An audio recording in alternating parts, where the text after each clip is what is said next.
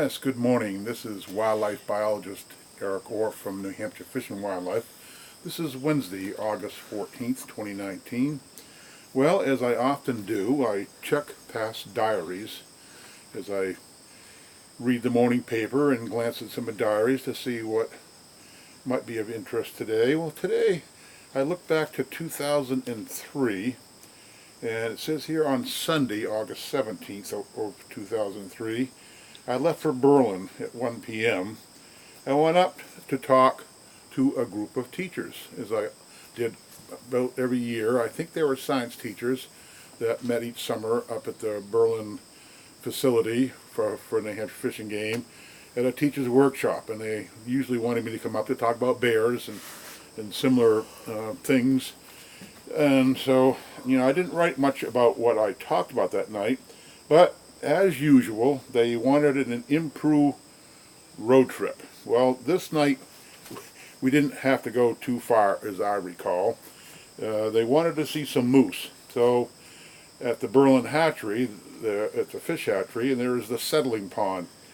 So as we drove out to leave the hatchery, guess what? There was a cow moose and her calf right there at the pond. I remember the cow was out there feeding on the aquatic vegetation in the pond. So we got out, and the teachers, I guess a dozen or maybe 20, were milling about. So here is where I taught them how to talk to moose.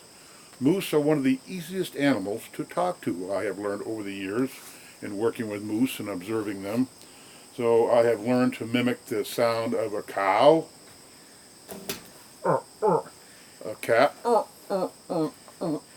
and a bull. So with those three sounds, I have brought moose in the wild up to within a few feet of me.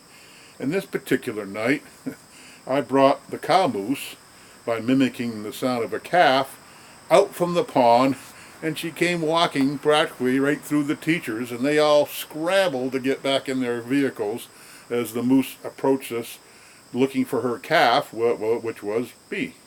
So that particular night, I called a moose into this group of teachers. So I had already done a video about how I like to scare teachers, and that was another attempt, successful I might add, to do that.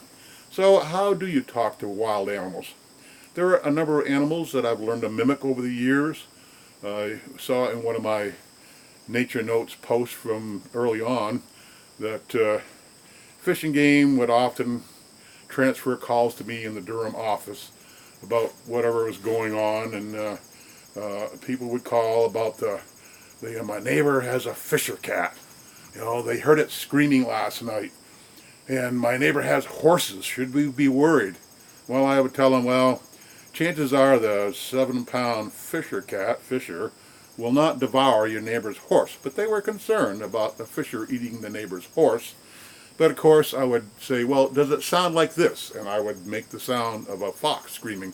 They go, yeah, that was it. I said, well, it wasn't a fisher at all. It was a fox. So it was it's a typical misnomer in New Hampshire, that fishers scream. It is the foxes.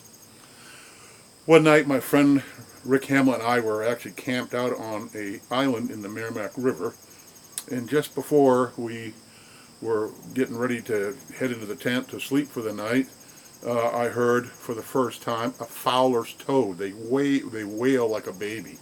And we wailed back, and sure enough, the toad kept calling back to us. So I learned that night how to talk to a toad. So we did pillow talk with a toad until we both fell asleep. So yes, you can talk to animals, birds, grouse, chickadees. You can mimic the sounds of many of these animals and actually talk to wildlife as one way to communicate with them. And moose are certainly one of the easiest animals to communicate with if you know how to talk moose.